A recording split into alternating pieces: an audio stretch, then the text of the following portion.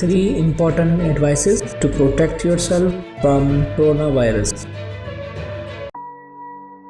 There are three very important advices you should follow. Number 1, be safe. Number 2, be smart. Number 3, be ready. Number 1, be safe from coronavirus infection and stay at home.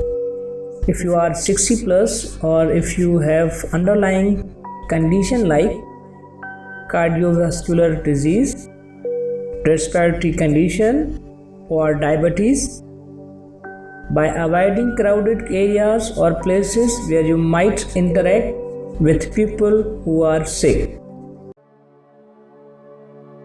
Be smart and inform yourself about coronavirus.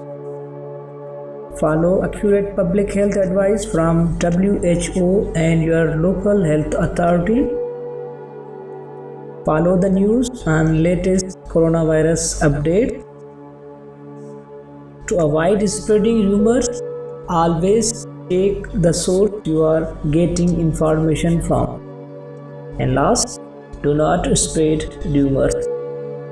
Be informed, prepared, supportive, careful, alert, kind, and be ready to fight coronavirus. Together we can defeat this pandemic situation of coronavirus.